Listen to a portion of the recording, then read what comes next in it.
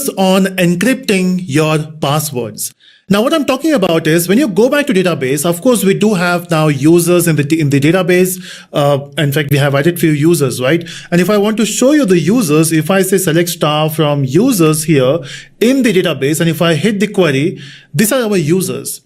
The problem here is I can see the passwords, okay? If I'm a database administrator, if I can see the passwords, that's one risk. But what if you are using certain application and then most of the applications which are using are safe. This particular application is not safe and someone was able to hack it. They got your password and then they're using these passwords everywhere.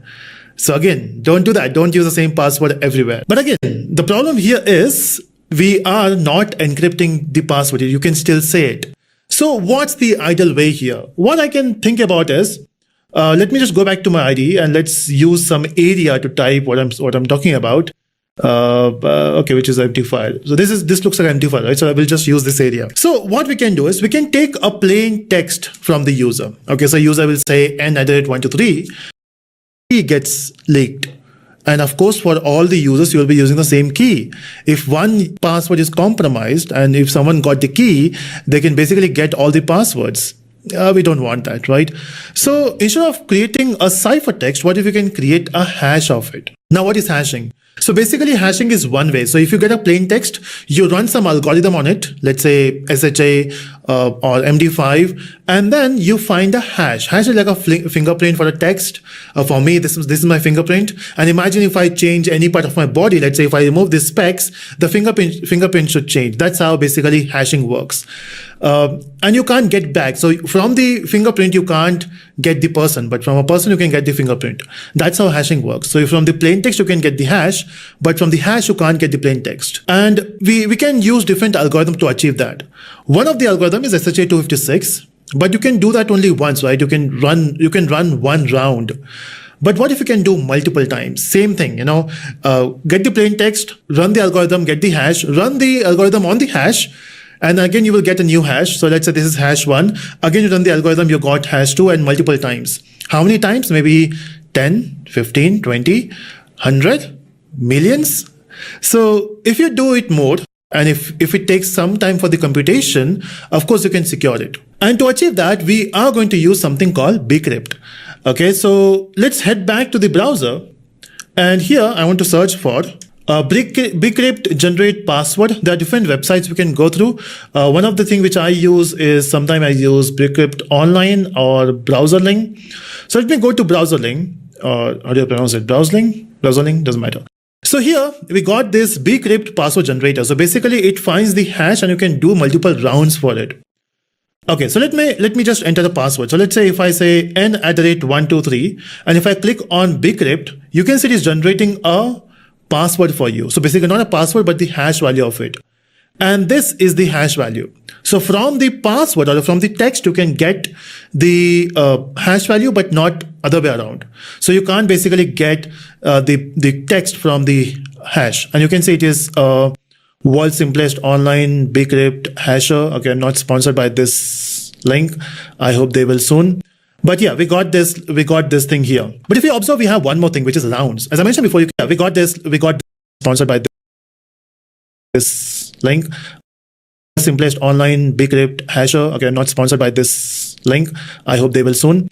But yeah, we got this thing here. But if you observe, we have one more thing, which is rounds. As I mentioned before, you can talk about the rounds, right? 1 round, 2 rounds. So it says 10. Does it mean 10 rounds? No, it's actually 2 the power of 10 rounds. You can imagine how big the number is. And we can also go for 12 rounds and we are going to 10. Does it mean 10 rounds? No, it's actually 2 the power of 10 rounds. You can imagine how big the number is. And we can also go for 12 rounds and we are going to use 12 rounds. And if you see, when I change that number, observe this, with 10 rounds, it gives you this text. This is a type of bcrypt. So there are different types we can use or different versions we can use. This is 2A. There's also 2Y. The different versions.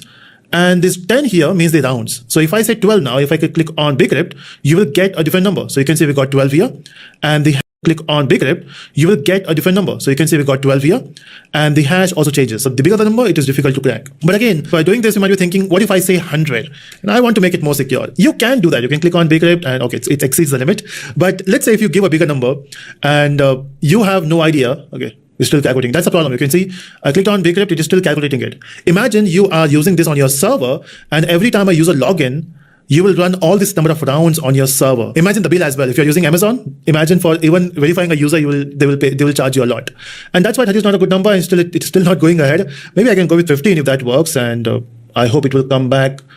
Gone. We'll try it again. Some text here, round, let's say 15. So the higher the number, it will take more time. You can say it's still calculating. So better 10, 12 works. And we're going to use 12. Again, okay, we got 15. So yeah, it takes time. So don't go for a bigger number. 12 works, and I will stick to 12. Click on bcrypt, and this is the thing. Okay. Now, once we understood this, now what we have to do is we have to implement this in our project so that every time a user is logged in, or every time a user creates an account, at that time when you ask for the password, don't store the plain text. So that means we have to do two things. One, we have to implement bcrypt when a user registers, and we have to implement bcrypt when also we are validating it. So let's do for the registration. And as you can see in the project, we have not done the registration part yet. In the earlier video, we had the user in the database, right? So we went for some SQL query, and where's our PG admin? It's here. Let me make it full screen. Browser full screen. Yeah. So we already have these values, but now I want to create a new user. So what I will do is I will go back here to the code, and let's create a controller for this. So for the creation, we will create a Java class, and we'll say user controller. And in this, basically, first of all, we have to make this as a REST controller. That's the first thing. And next, I want to register a user. So I will say public. I want to return the user, and the class we're using is users, not user. And we have to import the package for this. Again, the reason I'm using users, not user makes sense. But then if you say user, it's an inbuilt class inside Spring Security. So sometimes you will import some wrong package and it will give you errors. And that's why the safest I'm going with users. Normally we use user. And I will say register. And while you're registering it, of course, you will receive the data from a client. So I will say request body and users, user. And we have to also pass the post mapping because we are submitting data from the client. And this will be /register. Okay, now here, basically, the first thing I'm going to do is I'm going to return the user itself as it is. But don't you think I want to store this in database? That's our aim. Okay, so to do that, I will need a service layer. So I will go back to my service, and here I will create a new class, a user service class. I will say users. Oh, do we have user service? No, we don't. User service. And the job of user service is just to accept that particular request, right? And it will return the users. And I will say save user, or maybe we can say register itself, register. And this will basically take the object of users, user. And who will store this in database? Of course, service is accepting it. And I forgot to write service. Yeah. So service is accepting it from the controller, but service will say that's not my job. If you want to store something in database, send it to database. And to do that, we are going to use the repository layer, right? And we already have it here, user repo. So I can simply use user repo in my service, and I will close certain things here, which we don't need at this point. Home controller not required, user principal not required, my detail service not required, student controller we don't require. Okay, so let's head back to the service and let's create the reference for the user repo. So user repo, and on top of this, I will say auto-wire so that I don't have to create the object. And here, I will simply say repo dot, I want to save. So you can simply say save and pass the user. This will save this data in database. Okay, and also return the user. In fact, I will return the user which we are storing in database, not what we got. Okay, so I'm returning the user here, and also I'm going to user controller. Okay, we need service here. So auto-wired, private user service, user, okay, I will say service. And here, I'm going to basically say return service dot register user. So we got the request on the controller sending to service sending to database, and we are done. Again, till this point, we have not talked about bcrypt. We are just storing the user in the database as it is. Okay, so by doing this, let's restart the application and see what can go wrong. Okay, server started. I will use my postman. Okay, and let's send get student. Let's see if this is working first. And yeah, so this is working. Authorization is this. Now I want to create a new user, right? So I will say post, and I will send the request for register, but we have to pass the body as well, right? Now in the body, of course, I don't want to pass the product. What I want to pass is the ID. I want to pass the username. Now from where you will get this field? Now this is depend upon what you have used here. So this is the type of users. And if you go to users, these are the three fields you have to pass: ID, username, and password. So let's get back ID, username, and password. The value is 3 here because we already have 1 and 2. The username I want to go for this time is, let's say, okay, what user we don't have. Let's verify from database. We got Naveen and Sushil. Let's go for Harsh. And the password is @123. Okay, so let's click on send. It should work. You can see we got the user back from the database, and the best way to verify is actually hitting database, right? So I will just run this, and yeah, we got new user. Again, no bcrypt implemented.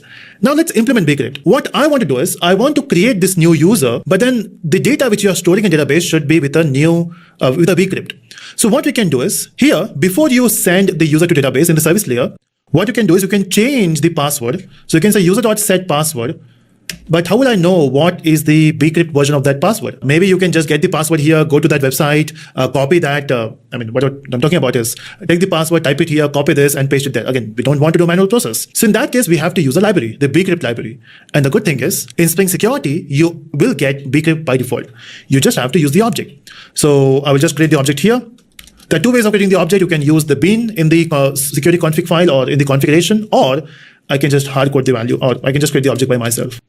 So I will say bcrypt password encoder, and you can say this is in the configuration, or you can use the bin in the security config file or in the configuration, or I can just hard code the value, or I can just create the object by myself.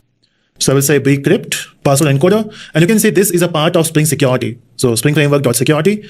So we are happy. At least we are not using some third party which will give you some errors. So we got encoder, and we can say new bcrypt password encoder. Now in this bracket, basically for the constructor of bcrypt password encoder, we can pass this strength. What is this strength? The rounds, 10 rounds, 12 rounds. By default it will be 10 if I'm not wrong. They don't have the documentation. Let's download the source. Let's see. So strength is by default. Okay, they don't have default strength, is it? Okay, by default is -1. This is weird. If you pass something, okay, they've not mentioned the strength. So log rounds to use between 4 to 31. So we can use between these numbers. Next, we can also mention the version. So with the strength, you can also mention the number, a version, like we can have 2A, 2B, 2Y. We'll stick to the basic version, whatever it passes. Let's go back to the user. And here I will just mention 12. We're not going for 10 now, we're going for 12. Strength is 12. So using this encoder, I can simply say set password, encoder.encode, that's the method, and pass the password. But how will I know the password? Actually, we know in the user object, we're already getting the password, right? So get the password, encode it, set it in the user, set it to the user, and it will do your work. Okay, so I am hoping this will work. Let's try. So let's restart the application. Now go back to register. Of course, I will use the same username password for the authorization. In the body, I will create a new user now. So I will say for this time it is Avni and a@123. Let's see if this works. Send. It worked. We got 200 OK. And we also got a password. Can you see that? We got a bcrypt password. We can also verify that in the database. So let's head back to database. Let's hit the query. And this is your new password. But we got another big problem now. Let's try to do something. So let's say I want to fetch all the students. I'm just trying to access some resource. And in the authorization, Naveen will work. So if I say run, it works. But let's say I'm trying to use a new user, which is Avni a@123. If I click on send, we got authorization fail. Why? This is the right password. It's just that when you are storing when you are creating a new user, you are converting into bcrypt, right? The hash. But when you're validating it, we are not doing that. Because in the validation, if you go back to your security config, this file, we have written one line here, which is this line. Can you see that? We are saying that when you're verifying it, still use no op password encoder. That means we are using a default one, not the bcrypt. So yeah, for storing, we're using it, but for verifying, we're not using it. So how do I verify? So we have to convert this. Of course, if I want, I can go to database and copy this string. I'm just hoping this will work. Never tried it. Yeah, it works in that way. But do you think user will enter this? Of course, they want to enter the normal passwords. You can't expect them to remember the hash values. And again, it's not safe to transfer this on the internet. So what can we do? Of course, while verifying it, instead of using no password, use bcrypt. How difficult that can be? Maybe creating some classes and objects now. Just one line. What you can do is just create the new object of bcrypt password encoder and pass this strength. That's it. You just mention that we are saying that, hey, authentication provider, the password encoder you have to use is bcrypt and the strength is 12. That's it. Now it knows, okay, whatever password I will receive, I will convert that into bcrypt hash, and now I will verify it. And by doing so, let's run this and let's see if this works. So go back to the postman. Let's use the hash, and hash will not work now. Yeah, you can see we got 401, but now let's use a normal password. It's a@123, send. It worked. What about the normal users? Naveen, normal users means the user with the plain text. Even for them, it will not work. In that case, you have to basically ask them to update their passwords. Maybe, sometimes you receive a link from some applications or some service by saying, hey, it's time to change your password. Maybe they mess up sometimes and they ask you to change the password. I doubt.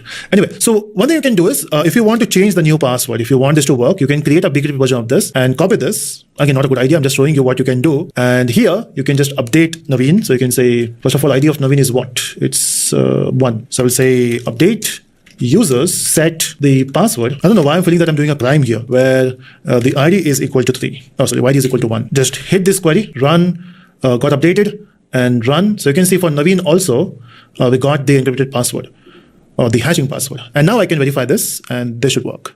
So make sure that all your passwords are encrypted. And who is not safe? It's Sushil and Harsh. Okay, it's time to send them a link by saying update your passwords. So anyway, we have talked about Bcrypt, and now we know why encoding your password is important and how do we do that. So we can use Bcrypt. It's not the only solution. We have other solutions as well. And if you tried something, let me know in the comments, and others will also try. So that's it from this video. I hope you enjoyed how do we use Bcrypt, how do we do hashing, and I hope you are enjoying whatever we are doing now. There are some other topics which is coming up, and maybe we'll do that after. JWT. Oh, this JWT. JWT stands for JSON Web Token. In short, we call it as JWT because it is easier to pronounce. So we'll say JWT from this time, or JWT. I will go with both the words. JWT or JWT stands for JSON Web Token, as I mentioned. So we'll talk about why do we need JWT. We'll talk about what is JWT, and then we'll focus on how do we implement that in our project. See, the thing is, when we talk about security, of course, we have done a lot of things about security till this point. We were able to log in so that we can access the resource. So what resource I'm talking about? So let's say we have a client here, a happy client, and then we got a server here. And of course, every time you try to access any resource from the server, basically we send a request, of course, but the first request should be for the login. Otherwise, you cannot access the resource. Yes, there are certain resources where you don't need restrictions, but let's say you got a resource which is protected, and if you want to access it, you need to log in first. And when you log in, of course, for login, you have to provide your credentials. It can be username, password, or anything else. And this goes to the server. Server says, okay, you are an authorized person or application, and you can access the resource now. So of course, you are very happy, you are doing transactions, and everything is going well. But then every time you access some other resource, let's say on the application or the server, you have 10 resources. And when you access one resource, you provide the credentials, it works. For the next access, you don't have to provide credentials, right? Because you're logged in already. Then why you have to provide credentials? And that's why we use something called session. So what happens is when a client sends a request to the server and it is logged in, you maintain a session basically. You have a session ID stored on the server. Let's say the session ID is 102. And then every time client goes to the server, say, hey, I'm this, and my session ID is 102. And then server knows, okay, this person has logged in earlier. We don't have to ask for username, password every time. And that's why if you go to any website, let's say Gmail, I don't remember when was the last time I have logged into Gmail. So on this machine, not this machine, my personal machine, I have Gmail logged in for a very long time. I mean, not just Gmail, most of the applications, right? And then I can actually use other Google applications, let's say Google Drive or Google Meet, just by that sign in. So we have something called SSO, which is single sign on, where you log in once and you try to access all the other applications. But yeah, the main point is you don't have to log in multiple times. You just do it once. So to achieve that, we use something called session. Okay. So what is wrong with session? It's great, but then there's some drawback. And to understand that, let's go with an example. So let's say I am Navin Reddy. Okay. So let's say I go to different offices for training or some consulting work. And then every time I visit a company, maybe the process goes for 2 weeks or 3 weeks or a month. Okay. And then every day I leave my home, I go to the office, and in between, maybe I want to have a coffee. Okay. So what I do is I know for a particular office, there is a coffee store there. So there's a coffee store here. And then this store name is what?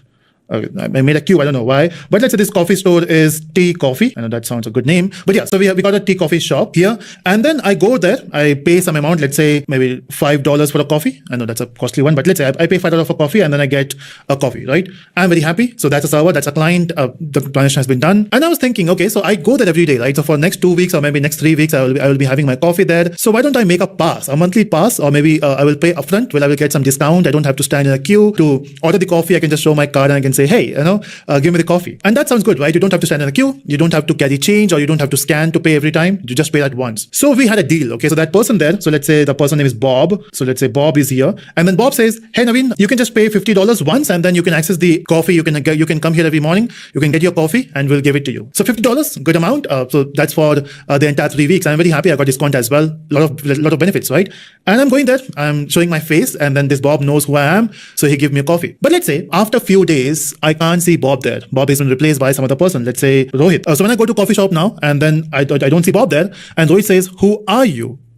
And that's weird, right? I mean, I have paid for the coffee, but Rohit has no idea who I am. So if you go back to the scenario, instead of Bob knowing my face, we could have done some better thing, right? What if Bob could have given me an ID? Let's say Bob will maintain a book there. And in that book, it is mentioned that 102 is Naveen and he has already paid $50, right? And then I can carry an ID card with me, which says 102. And every time I go there, I can show the card. And then now Bob or Rohit, doesn't matter who that person is, can see, hey, I can see your name mentioned in the registry. I can just give you the coffee. coffee. So it doesn't matter who that person is, I can get my coffee now. So that's one scenario. Let's go for more scenarios. Let's say now I'm not just going to one city. Let's say I travel to multiple cities. And I realize that most of the tech space have the same coffee shop, tea coffee shop, okay? And then let's say I was in Mumbai, now I'm going to, let's say, Delhi. And there I want to do the same thing. I'm going to a company, but I want to have a coffee. So I was in Mumbai and now I'm going to Delhi, same coffee shop. This time I'll make just a box. And now I'm going to Delhi, same coffee shop. This time I'll make just a box. And now when I go there, there's a person here, let's say, but sometime this common database between different servers creates some issues. Okay, it may also slow down this stuff. So this is one problem. How do we solve this problem? So every time I go there, no one knows who I am. So this is failing. So what they could have done is, instead of going for a local copy, they could have made a server in between, and all these offices can share the same server where they can maintain the. Now Mahesh says, I don't know who you are. In that book, it is mentioned that 102 is Naveen and he has already paid $50, right? And then I can carry an ID card with me which says 102. And every time I go there, I can show the card. And then now Bob or Rohit, doesn't matter who that person is, can see, hey, I can see your name mentioned in the registry. I can just give you the coffee. So it doesn't matter who that person is, I can get my coffee now. So that's one scenario. Let's go for more scenarios. Let's say now I'm not just going to one city. Let's say I travel to multiple cities. And I realize that most of the tech space have the same coffee shop, tea coffee shop, okay? And then let's say I was in Mumbai, now I'm going to, let's say, Delhi. And there I want to do the same thing. I'm going to a company, but I want to have a coffee. So I was in Mumbai and now I'm going to Delhi, same coffee shop. This time I'll make just a box. And now when I go there, there's a person here, let's say the person name is different. I will not do this again. So let's say there the person name is Mahesh. And I go to Mahesh by saying, hey, I have already paid $50 in Mumbai office and now I want to get my coffee. And now Mahesh says, I don't know who you are. And then I will say, hey, don't worry, I got the ID with me. I will show you the ID. And now Mahesh is looking at the registry, the local book in Delhi coffee shop, and then he can't find my name there. The reason is very simple. The book was there in Mumbai, not in Delhi, right? So we got two different offices. Maybe we can have 10 different offices in all over the world. And every time I go there, no one knows who I am. So this is failing. So what they could have done is, instead of going for a local copy, they could have made a server in between. And all these offices can share the same server where they can maintain the registry by saying Naveen Reddy already paid $50 and for 3 weeks he can now access the coffee. And now they can do it. So all these different offices can share the same server. And this will solve the problem, right? And I was happy, he was happy, everything is done. But sometime this common database between different servers creates some issues. Okay, it may also slow down the stuff. So this is one problem. How do we solve this problem? So in order to solve this problem, let's go for some other approach. Let's say I'm that person. Let's go back to the original scenario. This is the coffee shop, which is tea coffee shop. And then there's a Bob here. Initially it was Bob, right? So let's go with Bob. And now let's change the scenario. I'm going to the server or the coffee shop. I said, I will pay you $50. You gave me the access. And then on that day, of course, I got the coffee. But then instead of giving me an ID, and they have to also maintain the registry, right? Instead of that, what Bob is doing now is Bob is giving me a card. Initially also I got the card, but this time a different card. Now this card will have certain different things. Example, first of all, the card will have my name. The card will also have the issue date when the card was issued, and when is the expiry. Of course, expiry is important, right? Otherwise, I will enjoy the coffee for my entire career or for my entire lifetime. Provided doctor says don't drink coffee. Otherwise, I will enjoy this, right? So name, issue date, and expiry, that's what I want from the, that's what I got. So every time I go to the coffee shop, I will take my ID, I will show it to them, and they will say, okay, the ID looks good, and they will give me back my ID, and then I can get the coffee. So name, issue date, and expiry works here. Now, what is not working is, one of my friend, he also goes with me for different trainings, or maybe we meet sometime. And then I have given him this idea. Hey, what you can do? You can talk to Bob and you can get this card. You don't have to stand in a queue. You don't have to pay every time. You can pay it once and you can get discount as well. And now this guy is very smart. What he did, he looked at my ID or the card and he says, okay, I can simply make a fake copy of it. And then what he's doing is he's basically changing just one thing. Instead of my name, he's using his name, let's say Harsh. And now Harsh can access the coffee. So Harsh can go there. So Harsh is here. Harsh take this card and go give it to the coffee shop, and then coffee shop gave him the coffee. But don't you think this is a fake one? It's not given by Bob, and maybe Harsh can go to different cities all over the world and use the same card. So how can you stop it? It's very easy. What if the manager gives a sign there, maybe Bob or a manager, or maybe a stamp of that coffee shop, which you can get here, and that stamp is important. And if any card which is not having stamp, then you know that this is a fake one. Okay, so this is how you can solve this. And this thing which I got is called a token. Okay, so I can carry this token every time. Now, question arises, how will you represent this token in the data format? We have different formats. We can use XML. So in the earlier days, people used to use XML for this token. Now, which transaction I'm talking about? The virtual world client and server. So when you got a client, when you got the server, when they want to exchange a token, they will exchange a token with XML format. But the problem with XML is it is very bulky. And even if you want to encode it, the output will also be bulky. And that's why we have to go for a smaller format. So we got the alternative there, and the alternative is JSON. Now, JSON stands for JavaScript Object Notation. So you can represent your data in a small format, and also you can encode it to become it more smaller. So it is very easy to carry between the client and server. It will be lightweight. And that's where we thought, okay, let's use JSON. And we are building some token, and this will be used for web. So in short, this is called JWT, which stands for JSON Web Token. In fact, there's a website called jwt.io or MS. You can go to any of this. Okay, so what is JSON? So JSON stands for JSON Web Token, our open industry standard RFC 7519 method for representing claims. Now, what is claim? So this data on this card is claim. So I'm claiming to be Navin Reddy. I'm claiming that the issue date is this, the expiry is this. Those are the claim I can transmit between two different parties, the client and server. And the beautiful thing about this is you can store your data in this format. If you can see, we got a data here, right, which is called a payload. So whatever the card is, that's a payload. It will have the name, it will have the issuance time. You can also have the expiry time here. So you can see this is the issuance time. I can also add the expiry here, colon, with the same number, but I will just modify something. I will just paste it here. Instead of 3, let's say 4, any number, just doesn't matter. So you can see this time is 18th Jan 2018 and 7 a.m., hopefully. And this is what? It's not able to interpret that. This is weird. Yeah. So you can see this is 9:47. So we got 2.5 hours of session. So this is the issuance time. This is the expiry time. That's how you can pass this. Apart from this, you can also send a header. So header will have expiry time. That's how you can pass. So we got 2.5 hours of session. So this is the issuance time. This is the expiry time. That's how you can pass this. Apart from this, you can also send a header. So header will have the algorithm. So to build this token, you can use some algorithms. We have HS, we got RS. So HS basically is HMAC. RS is basically RSA. We also got ES. RSA and ES, they are asymmetric cryptography. They use public and private key, and HS uses symmetric key. Now, if you're not sure what these keys are, I will give you a basic introduction, but to know more, you can check out the video in the link, a separate video on data signature and cryptography. Okay, and then you specify those things, algorithm and the type, which is dot here, which is JWT. And you will also give a signature. Remember, Bob or the manager will give a signature, and you can use that to verify this is valid. But then you don't have to send all this data from client to server, server to client. What you send is this encoded format, a short format. Okay, so when you say you're exchanging between client and server, you send this. So that means every time now, you don't have to maintain session. So let's go back here with this original client server. So now every time you want to access a resource, let's say you want to access a resource for students, what you do is you send a request for the students, but then you also send the token. Now, how you got the token? When you logged in for the first time, what you received from server to client is JWT, the token. And every time you go to the server, and if you say, hey, I want students, and server says, who are you? You can say, hey, this is my jot. I'm sending it with the request, verify it, and you will know who I am. So that's how basically jot works. Now, when you talk about the signature, basically you can use different algorithms, right? So we have something called cryptography. So what you do is you send a plain text, right? Now, instead of sending a plain text, you can send a ciphertext. You encrypt it. And then, of course, you can use a key there to encrypt and decrypt. If you use a different key for encryption decryption, that's called asymmetric, where you have a private key, public key. But then let's say, if you want to achieve data signature, you can use these two keys to achieve data signature as well. Again, how? You can find the link in description. Check that video. It's very important.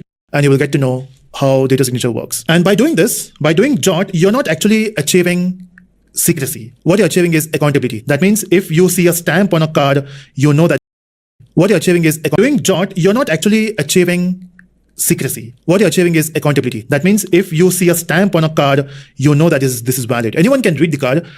It's not like you are stopping someone from reading this card because you're sending the data on the internet, right? So you're sending the jot with the login request. Of course, anyone can see that. You can also encrypt it. You can use HTTPS instead of HTTP. So by default, we are using HTTP here. You can use HTTPS to secure your token as well. But the main reason for using JWT is not secrecy, it's accountability. But yeah, you can also achieve secrecy as I mentioned. So that's it about why jot and what is jot. How do we implement this? Let's see in the next video. So now it's time to implement JWT in our project. The thing is, when you want to configure JWT in the project, in the Spring Boot project, there are a lot of classes and interfaces to work with. We have to get multiple layers. The thing is, see, we have to do two things. One, whenever user logged in, you have to basically send a token generated on the server to the client. And then when a client sends some other request, they have to send this token with them to the server. And on the server side, we have to write the token, and based on that, you have to send the response. Looks like a less number of steps, but then when you say you have to generate the token, it involves itself a lot of steps. When you say you want to write the token, it will take a lot of steps. Now, you might be thinking for a simple project, as I mentioned before, for a simple project, you do a lot of settings. See, security is very important, and you will do this configuration only once. I don't know why I'm saying this every time as a disclaimer, but I have seen the mindset of people who are learning Spring Security. They're like, hey, I'm building an application to add two numbers, and then the amount of time I'm spending on security is much more than the feature. But when you build big applications, you are spending more time on the features than on security. But if you do security properly, that's what you get. Less time security, more time development, but do it properly. And now we're going to divide entire JWT implementation into multiple stages. In this video, let's do the first step, setting up the project so that you can work with JWT. See, we are going to use a lot of classes to generate those tokens, write those tokens, and these are not part of Spring Security by default. We have to add those libraries for JWT. That's one. Next, we have to create layers so that when you send a request goes to the Spring Security, but then at this point we were working with, if I go to Spring security config, we are asking our authentication provider to talk to database to verify it, and we still want to do that. Now, since I want to use JWT now, we have to add one more layer. It is there behind the scene even if you're not using JWT. Till this point, we have used authentication provider, but when the request goes, that object of authentication goes to the server, and there is something called authentication manager, which calls authentication provider. And by default, authentication manager is handling this stuff behind the scene. And now we want to say, hey, I'm working with this token system and let me handle it.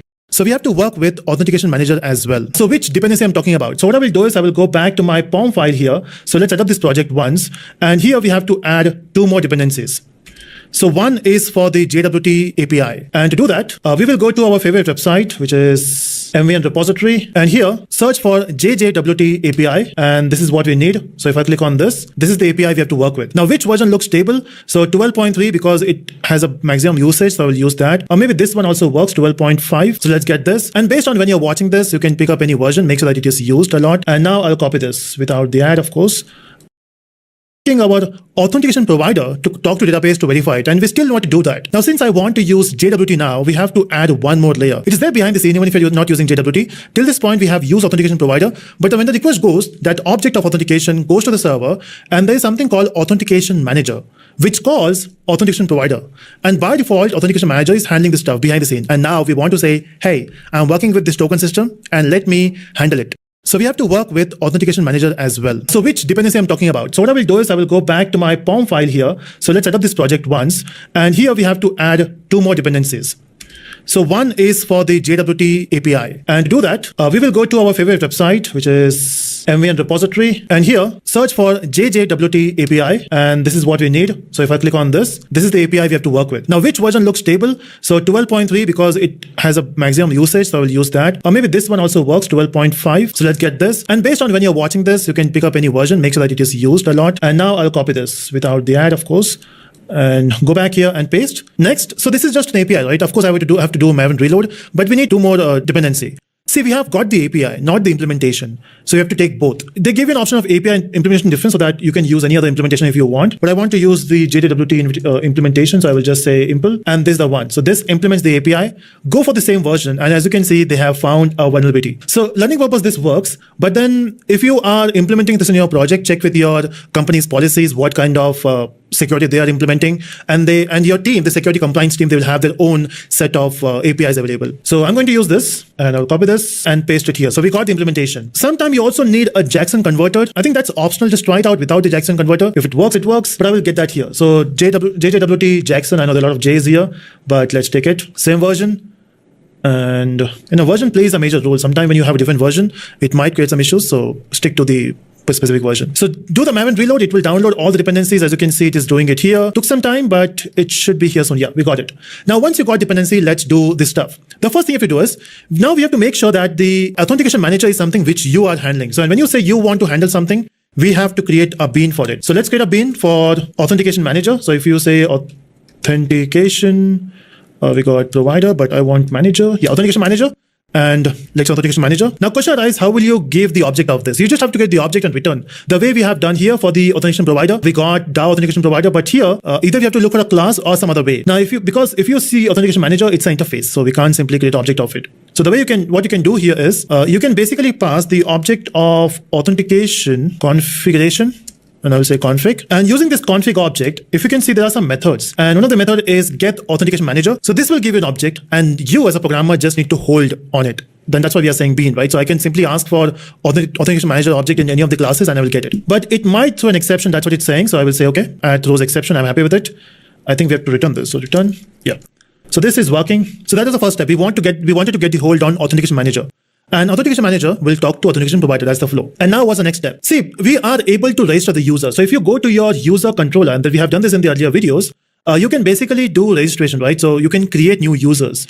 And everything is working out. Basically, when you say register, we do have a way to register the user in database, and we are also making sure that we are using a bcrypt password encoder to save it. That's for the registration. But what for the login? See, by default, if you don't implement the thing which we have done now, which is the authentication manager, behind the scene, it will take its own flow. What I want to do is I want to have my own flow. So I want to create a login option, something like this. So if I use a bean for it. So let's create a bean for provider, but I want manager. Yeah, authentication manager. And let's authentication manager. Now question arises, how will you give the object of this? You just have to get the object and return. The way we have done here for the authentication provider, we got DAO authentication provider, but here either we have to look for a class or some other way. Now if you see authentication manager, it's an interface, so we can't simply create object of it. So the way what you can do here is you can basically pass the object of authentication configuration. And I will say config. And using this config object, if you can see, there are some methods. And one of the method is get authentication manager. So this will give you an object and you as a programmer just need to hold on it. Then that's why we are saying bean, right? So I can simply ask for authentication manager object in any of the classes and I will get it. But it might throw an exception. That's what it's saying. So I will say, okay, add throws exception. I'm happy with it. I think we have to return this. So return, yeah. So this is working. So that is the first step. We wanted to get the hold on authentication manager. And authentication manager will talk to authentication provider. That's the flow. And now what's the next step? See, we are able to register the user. So if you go to your user controller, and we have done this in the earlier videos, you can basically do registration, right? So you can create new users. And everything is working out. Basically, when you say register, we do have a way to register the user in database, and we are also making sure that we are using a bcrypt password encoder to save it. That's for the registration. But what for the login? See, by default, if you don't implement the thing which we have done now, which is the authentication manager, behind the scene, it will take its own flow. What I want to do is I want to have my own flow. So I want to create a login option, something like this. So if a user says a URL/login, they should be able to do that. So I will say public. I want to say if the login is successful. And I will say login, in which it will pass you the object of users. So I will say users, user, and I have to say request body, and let's return success. At this point, I'm not checking if the user is valid or not. I'm just saying success. And for this, I need a post mapping URL because we are accepting data.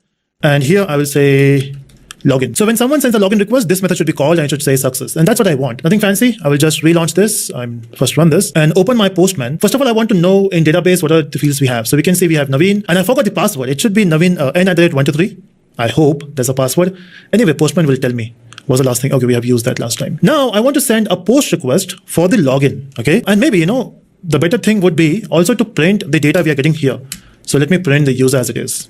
Let's relaunch. Okay, let's go back to the postman. And here I have to specify the basic auth. Even if I don't do that, I think we have done it for the login, if I'm not wrong. We have made sure that it should not stop login. Oh, okay. So we have not done that yet. See, the thing is, whenever you try to access any resource, the thing which we do is we basically make sure that you pass a username password. And we are doing that from a long time. In the postman, basically we were sending this authorization, right? Even for the registration. So if I want to add a new user, I have to pass some authentication, basic auth. And even for if you want to fetch students, you have to do that. But don't you think for the login and for the registration, we should not do that? We don't need to do that. So can we skip certain things as open resource and everything else as a close? Because by default, if you see, everything is closed. Any request will be authenticated. So what I can do is I can free up. I can say, hey, there are two links which I don't want to implement security on. So I want them to be permitted. So once we got the request object here, just say enter, and here, so before the any request, you can say request matches, and you can pass the patterns here. So I don't want it for the register and I don't want it for the login. So for these two URLs, it will skip it. How? You have to say permit all. So when you say permit all, that means this will be permitted and then any other request will be authenticated. That's how you differentiate between open links or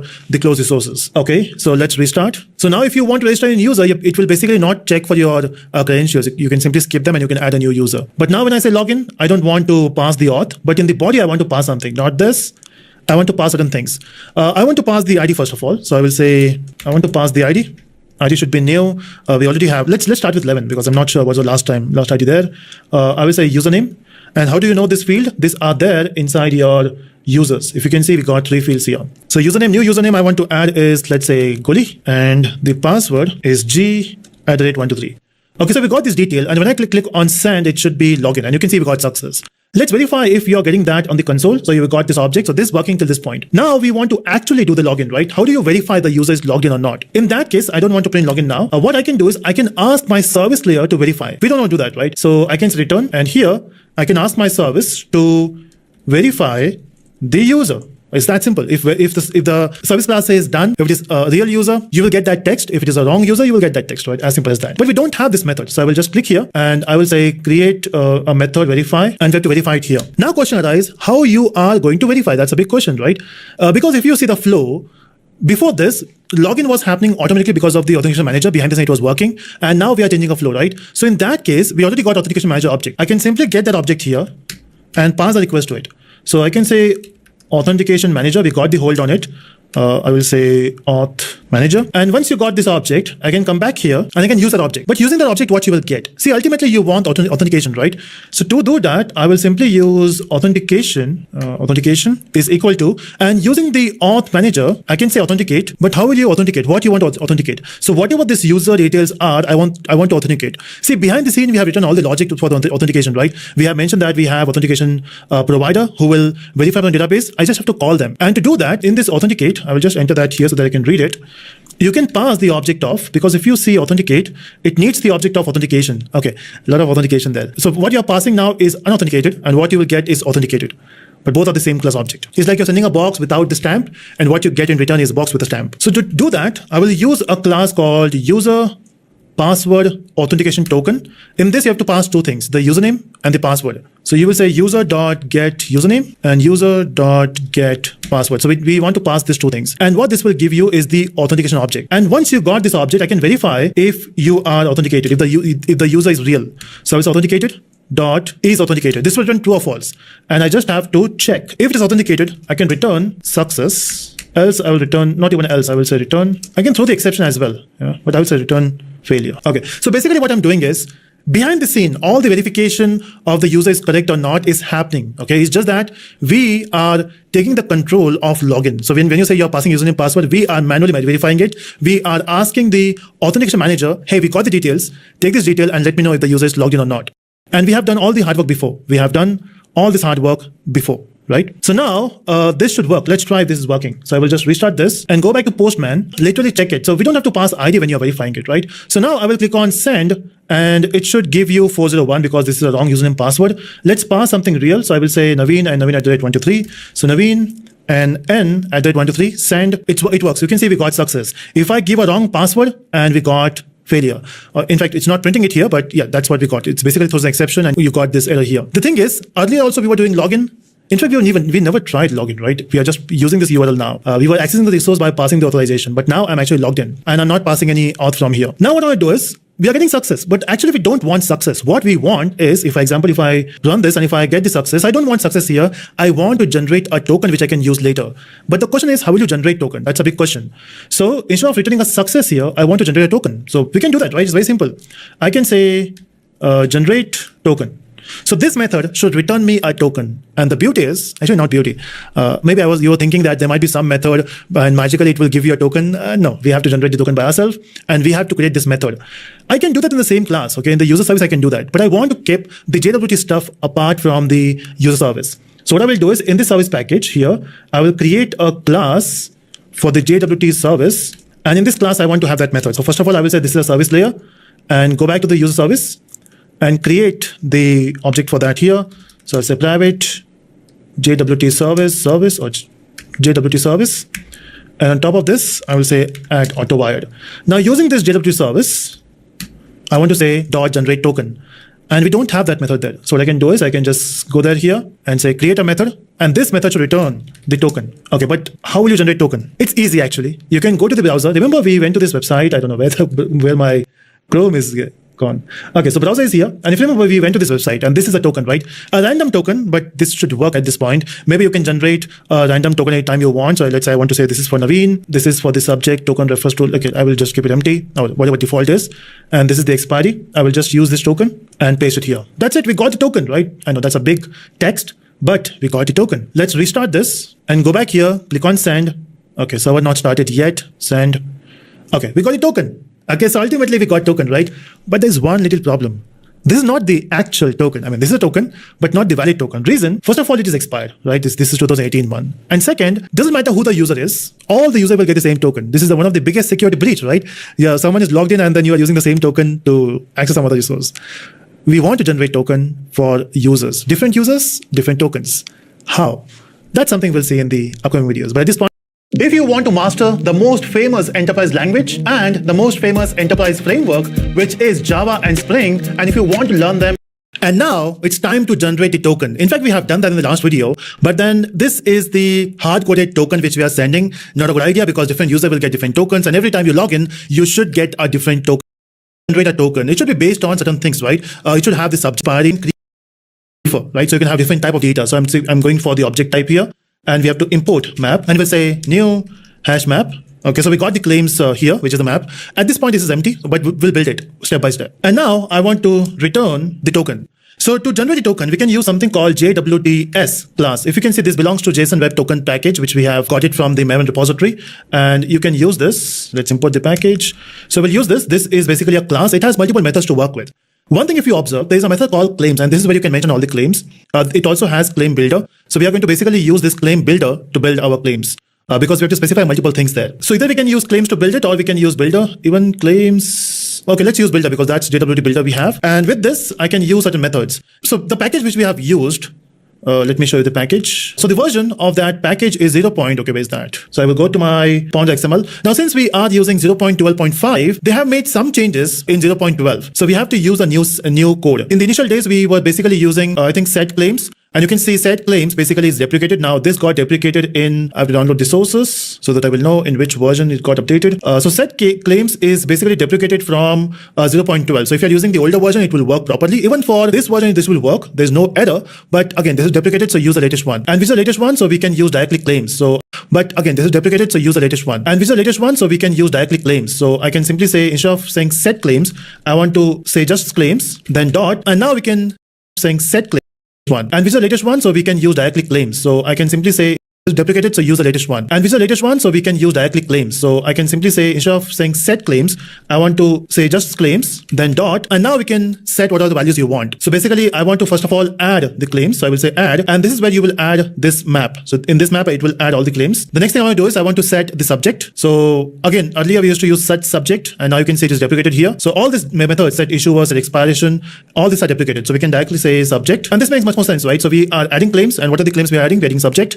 Subject is basically the username. And okay, so to get the username, I have to accept the username here. And from where you will set the username, we are calling this from user service, right? So when you are generating a token, we need to send the username. So we're sending username from here to here, and we can set the username here, subject, or we have to set the issuance time. So I will say issued at, and I will say new date. I want to specify the current time. So I will say system.current time millis. Okay, not say dot. And then we have to specify the expiration. This will be again the same thing. But then with the expiration, we have to add some extra time. So I will just multiply this with 60. So this is milliseconds, right? So into 60 is seconds, into 60 is minutes. And I want to, let's say, do it for the 10 minutes. So this will be applicable. This token will be applicable for 10 minutes. Or maybe we can also make it 30 minutes. That's fine. And then we have to specify one more thing. So this will generate the token for you. I mean, you can generate token from this, but we have to also sign it. Remember, we have talked about data signature. And to do that, we have to use a method called, so we have to say dot. And the method name is sign. But if you can see, it is not there now. So we have to basically say and. I want to also mention something.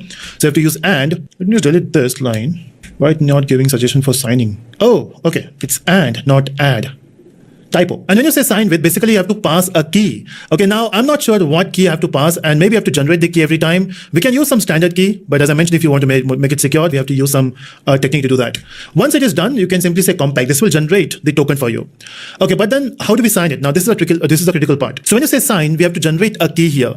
Now I don't want to write the code for the generating key in this particular method. There should be some other method to do that. So I will say get key, and let's create this method. Okay, and since we don't have this method here, so I will simply say, okay, create method get key. So I want to get this method which will return the key for me. And how do we generate the key? So what you can do is you can simply return the key here, right? And then there are multiple ways. One way you can create a key here. You can say private string key, or maybe I can say secret key. And I can mention whatever key I want to mention here.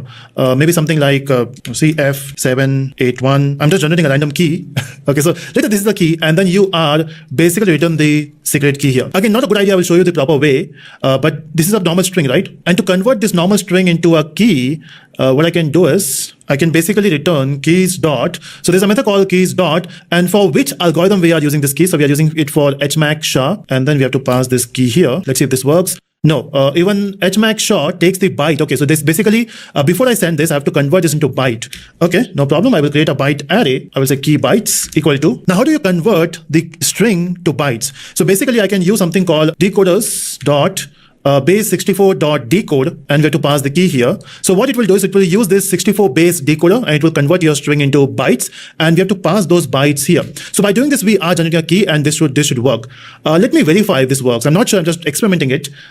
We have a proper way, but before doing a proper way, I just wanted to show you, will it work? If not, we'll do certain things. So there's no error till this point. That's a good thing. Okay, no error. Let me go back to my browser, and you can see we were getting this static text because we were returning it. Now let me just hit the login. And okay, so we got 401. Okay, we got an exception. Let's see, what is the exception? It's huge. It says that specified key byte array is 32 bits, which is not secure enough. Okay, this is not secure. So we have to basically generate a secure one. In fact, you can Google it. You can search a key from Google and you can get it there, and it should work. So this is not working. So what I will do is I will generate this key. So this is not safe. That's what it says. So if this is not safe, then how will you generate this? So maybe I can create a constructor in which I can just create this key. So JWT service. And let's write the logic for generating key here. So I don't want to use this key. This is a default value. And in fact, this is not secure. So I will just remove that. Now, how do you generate this key? So there's something called key generator. So if you see key generator, this belongs to Java X.crypto, not the cryptocurrency, but cryptography. And I'll use this, and I can say key gen. And using this key generator, I can create the object of it. So key generator dot get instance. And in this instance, you have to specify which algorithm you're working with. So I will say HMAC SHA 256. So this is the algorithm we are using, and this might throw an exception. Okay, that's what it says. I want to use try catch, not throws exception. Okay, so this is basically the thing. Now, once you got key generator, I can basically use secret key equal to. So using this key gen, you can generate a key. So you can say there's a method called generate key. Okay, but generate key will not give you a string. It will give you of type. Okay, so we have to use something else. I will use sk here. So generate key returns a type of secret key. Okay, so no problem. I will just use secret key, the inbuilt type in Java X.crypto. And from this secret key, we have to get the string, right? And if you remember, we have used something called the base64 decoder here. So we have to do just encoding there. And I can use sk dot, in fact, not sk dot. So I can use base64 dot get encoder, and we have to encode that into string. So let's use our secret key, or not secret key, sk dot get encoded. So basically this will convert that into the string, and I will just use that here. So I will say secret key is equal to this. So what we're doing is we are generating a key. So this will be generated as soon as you create the object for this. And maybe you can also create a new key every time you request for it. So again, that's the option you have. But what we're doing is we are generating a key, this one, and that is what we are using here. Now we are not doing hard-coded value, so I hope it will work. So let's go back to the code, go back to Postman, and now hit this once again. And this time it says, okay, so this is working. Okay, so we have generated a key.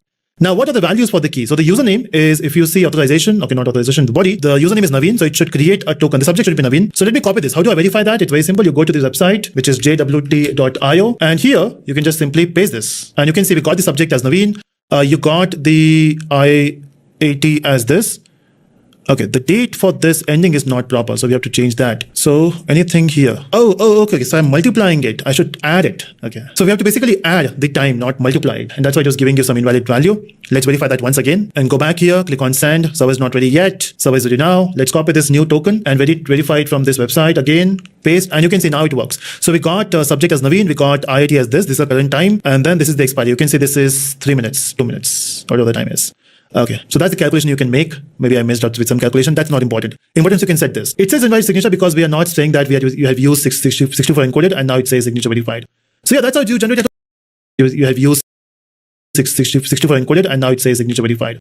So yeah, that's how you generate a token. So we have done with the one big step of generating a token. Now, just to show you what we have done, simple stuff. Basically, we are saying generate token. We are specifying some claims, which you are adding it here. And then you are saying that you also want to sign it. And for signing, we need a key, and we are generating a key here.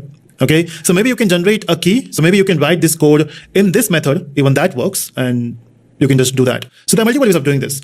And that's how you generate a key. Now, this works, but then what's the next step? See, the next step is very simple. When you go to Postman, once you got the key, once you got the token, I should be able to copy this. And now for the other request, let's say I want to get all the students. Now, when you want to send the students, I don't want to pass username password because I got the token, right? You're logged in. And once you log in, you don't have to pass username password every time. You got the token. So that means instead of using basic auth, I want to use the bearer token. And in this, I want to pass the token which I generated. Okay. So I want to log in through the token, not with the username password every time. And when I click on send, it's not working now. I want this to work. That means when you send this token on the server side, we have to take this token, verify the token or validate the token, and then say, hey user, I know who you are. You can access the resources.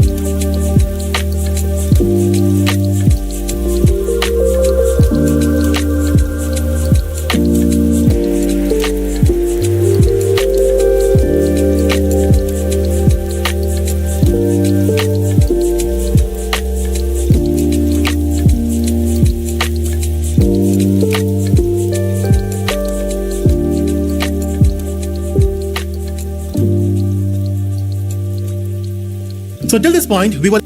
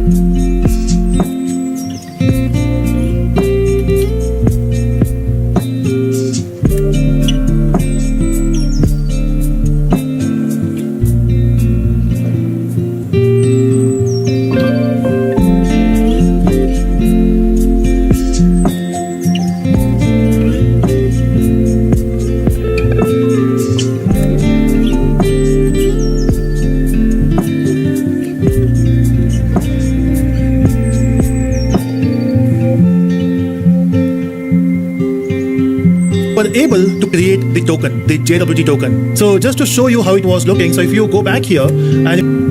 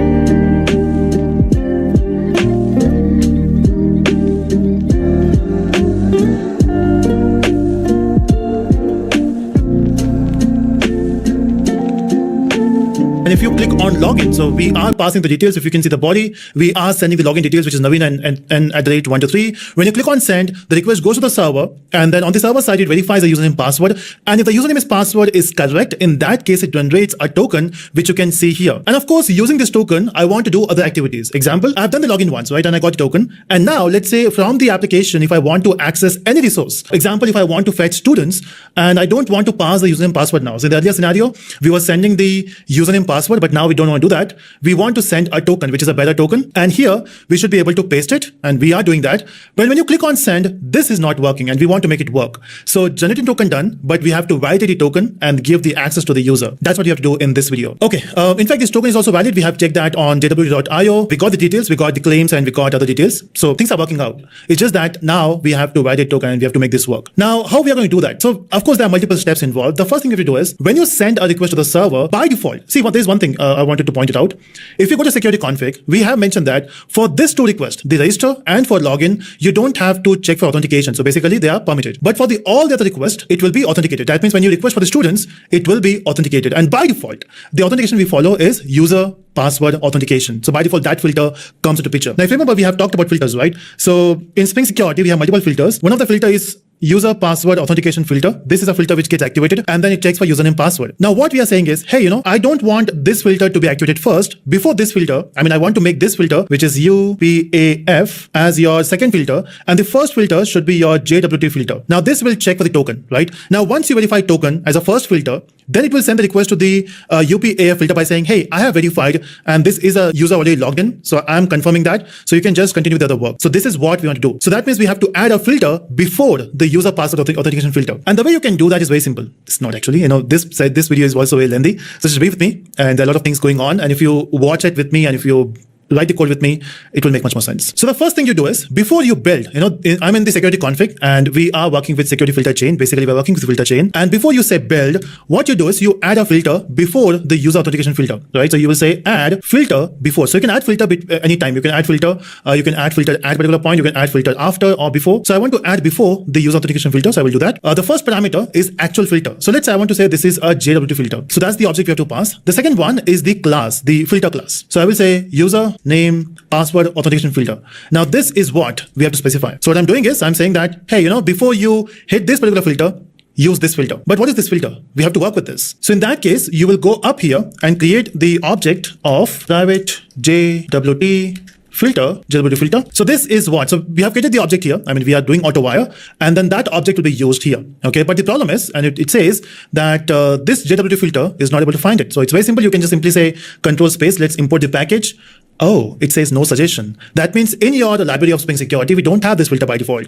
And that's where you get the opportunity to create a new filter. I know I'm using some positive words here, opportunity. Yeah, we have to get another class to make it work. So let's do it. Anyway, we are doing this only once. So I will just click here and say, hey, create a class. And when I want to do that, maybe in the same package config, logically it should be in a separate package called filter package, but config works for this example. I will click on OK, and we got this new class. Now I want this to behave like a filter. Okay, how do we make something behave like a filter? What you do is you extend those properties, right? So if I want to be rich, I want to get adopted by some billionaire, right? So here I want to extend. I want to make this a child class of some parent class which has a filter capability. So one of the filter we are going to use here is, that's one of the class we are going to extend is once per request filter. I know, very nice name to give to a filter or a class. This is called once per request filter. See, the reason is every time you send a request, you want a filter to get activated. And in the filter chain, you want this filter to be executed only once. So for every request, you want this filter to be executed only once. And that's why you're saying once per request filter. Now it is giving you some error. I was not expecting, but let's see. This once per filter is actually an abstract class, which means there might be some extra abstract methods which we have to implement. And if you scroll down, all the methods are defined, but one method is there. Yeah, there's always one. So one method is there, which is called do filter internal, which is the abstract method. That means if you want this to work, we need to implement it. So let's click on implement and okay. So this is a filter we have to work with. Now, if you go back to our sessions on Spring Web, we have talked about HTTP servlet. Behind the scene, everything is servlet, right? And it gives you two objects to work with. Request object to work with the data in the request of the user. Part of request. So it sends the data, this bearer and the token in the request object in the headers. So what I can do is I can get the headers. So I will say security. I will say auth header. So header will have a lot of things. I don't want. You want to make sure that this is not. We are into filter now, right? So see, if this filter is success, then we'll forward it to find in the scope. Where exactly I'm using token. Okay. So I will use something else. Okay. claim. And that's what you can see here. So we are getting a method called extract claims, in which you are passing the claims and you're passing the token. Now, in this extract claim, basically it will fetch the claim, it will extract all the claim, and that's what we are doing here.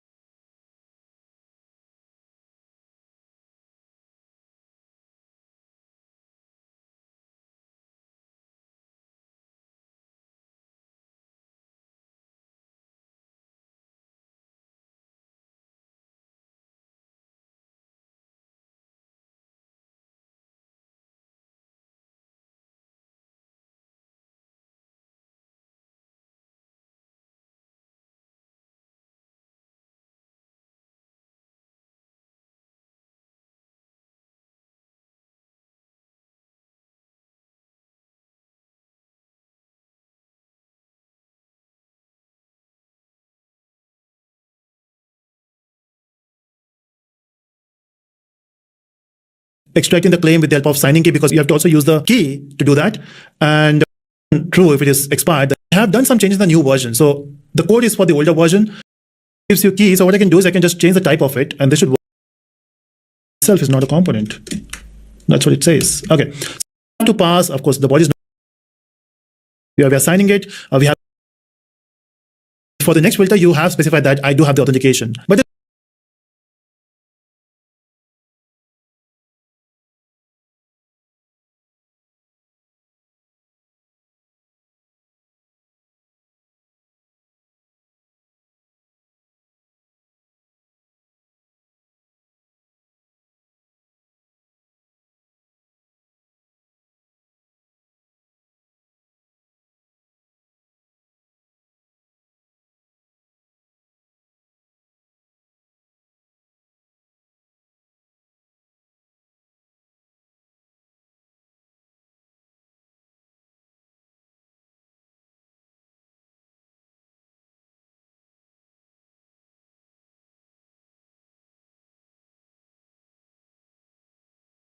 there's one problem. In the validate token, we have to actually validate token.